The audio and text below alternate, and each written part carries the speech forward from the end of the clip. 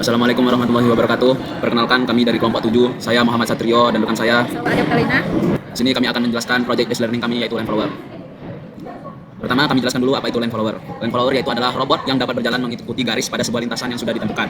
Kemudian komponen utama pada robot Line Follower ini yaitu adalah optical sensor dan motor driver, yang mana optical sensor itu adalah rangkaian listrik dengan sensor yang mendeteksi cahaya untuk mengidentifikasi objek sehingga robot itu dapat berjalan. Kemudian motor driver adalah rangkaian elektronika dengan motor DC sebagai aktuator utama dengan fungsi sebagai pengontrol kecepatan, arah dan gerakan roda berdasarkan input dari sensor. Nah, untuk pertanyaannya, jadi jelaskan kaitan mata kuliah teknik dasar elektronika dengan proyek PBL. Nah, kaitan dari teknik dasar elektronika dengan proyek PBL ini yakni adanya beberapa komponen yang berkaitan dengan pelajaran tersebut, yakni adanya resistor, dioda, kapasitor, dan transistor. Nah, resistor sendiri itu memiliki fungsi sebagai membatasi aliran arus dalam suatu rangkaian. Lalu adanya dioda yakni sebagai penyearah arus dan juga pelindung rangkaian dari arus balik yang merusak komponen. Lalu berikutnya adanya kapasitor yang berfungsi sebagai penyimpan energi dan muatan. Lalu ada transistor yakni berfungsi sebagai penguat arus dan juga sebagai saklar elektronik. Kemudian penggunaan resistor dalam desain skematik.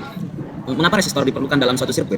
Karena resistor digunakan pada setiap perangkat elektronik agar perangkat elektronik tidak dapat menerima arus yang terlalu tinggi dalam sirkuit. Resistor memiliki peran untuk membatasi aliran arus ke LED, kemudian menjaga kestabilan logika high and low pada output, lalu membagi dan melindungi sinyal sebelum diteruskan ke IC. Kemudian juga tanpa kehadiran resistor, arus dapat meningkat dan mengakibatkan kerusakan cepat pada LED, IC atau komponen lainnya. Kemudian jumlah resistor pada optical sensor yaitu terdapat 18 buah yang terdiri dari resistor pembatas arus optocoupler yang memiliki 6 buah, kemudian resistor pull down yang ada 6 buah dan resistor LED indikator yang ada 6 buah. Kenapa jumlahnya segitu? Karena ada 6 channel dan setiap channel butuh resistor pembatas arus, butuh resistor penentu logika dan butuh resistor untuk indikator LED. Semua channel harus berdiri sendiri supaya aman dan stabil.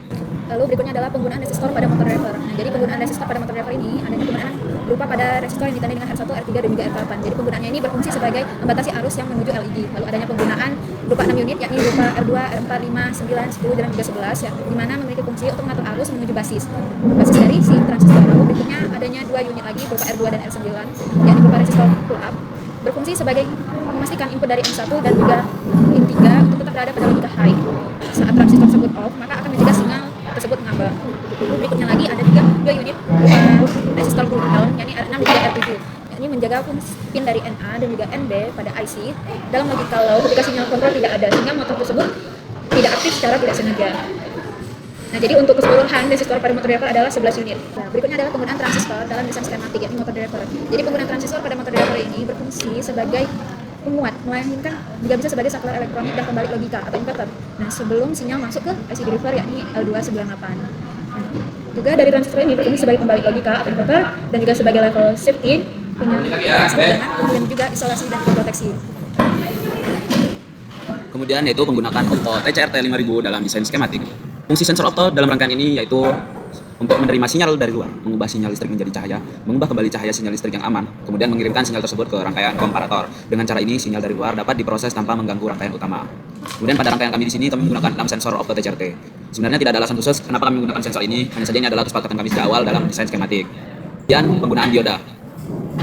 Dioda dimanfaatkan karena karakteristiknya yang mampu mengalirkan arus pada satu arah.